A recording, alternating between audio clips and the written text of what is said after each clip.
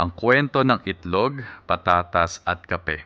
Isang araw, lumapit ang isang anak sa kanyang magulang. Sabi niya, "Pa, pagod na ako. Ang daming problema, parang hindi ko na kaya. Parang kahit anong gawin ko, may bago na namang pagsubok." Tahimik lang yung tatay. Tumayo siya at nagpunta sa kusina. Pinakuluan niya ang 3 kaldero ng tubig. Sa unang kaldero, nilagay niya ang patatas. Sa pangalawa, nilagay ang itlog. At sa pangatlo, nilagay ang kape. Tahimik silang dalawa habang naghihintay.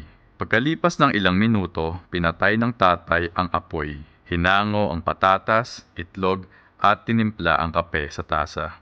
"Anong napansin mo?" tanong ng tatay sa anak niya. Sabi ng anak, lumambot ang patatas, tumigas ang itlog, at ang kape naging inumin. Ngumiti ang tatay at sabi niya, "Lahat sila dumaan sa parehong hirap.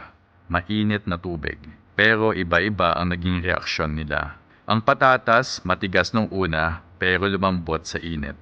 Tulad ng isang taong dating matatag, pero sumuko sa hirap. Ang itlog, malambot sa loob. Pero nung nainitan, tumigas.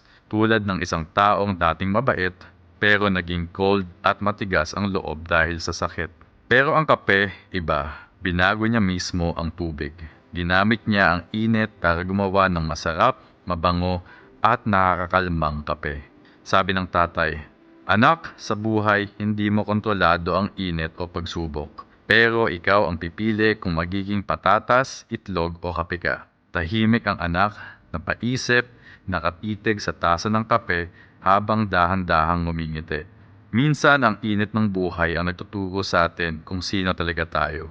Ikaw, anong reaksyon mo sa init? Lalambot ka ba? Titigas? O babaguhin mo ang paligid mo para mas maging maganda ang buhay mo? That's a good one.